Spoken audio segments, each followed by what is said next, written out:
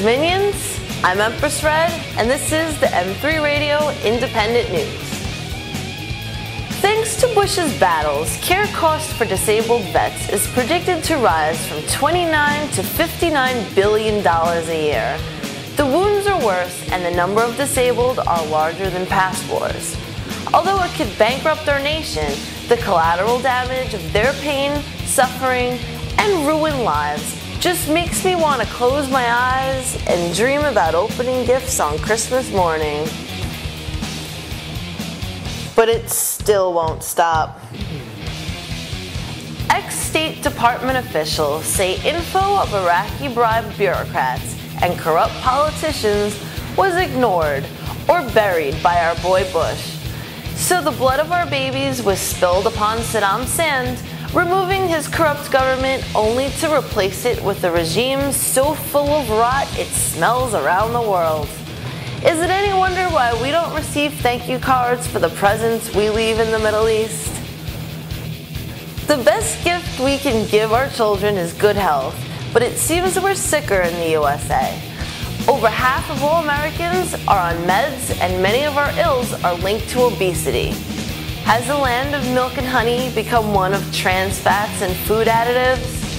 I personally find this so stressful, I believe I'll have to double the dosage of my antidepressants for a while. Paging Dr. Feelgood, report to ER. The gift of gluttony keeps on giving. As the population swells, so does body size. Some say obesity will soon be at a fat 40% and contributes to global warming. The overweight eat more. Much of greenhouse gas emission stems from agriculture. They walk less and are more expensive to transport.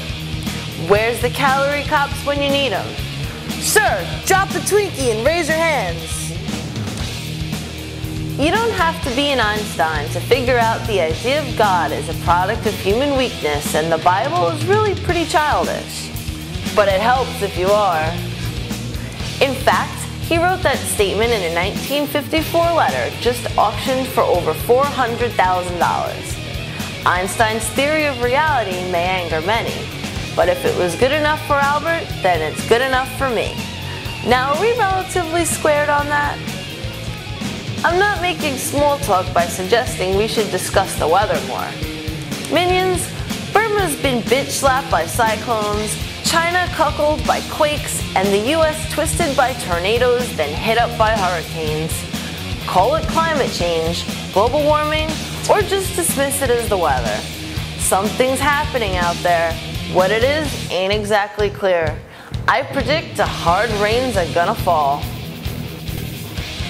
The paint is peeling at the GOP clubhouse. The Republican Party continues to implode under the weight of a crashing Zeppelin known as neocon leadership. From Ron Paul to Bob Barr, dissent's in the air and a taste of blood is in the water. Neocon instinct has kicked in. The feeding frenzy's begun. Even sharks aren't safe when the smell of shit masks the stench of death. It makes my brown eyes blue. Money we waste on wars and weapons could be used to cure cancer, AIDS, hunger, and poverty. Each dollar squandered on death and destruction is one less spent on helping us. I can't pop enough pills to become comfortably numb and believe since I'm okay, then so's the world. As your Empress, I command my minions to spread the wisdom of my words, stay strong, and remain red. Sayonara, bitches.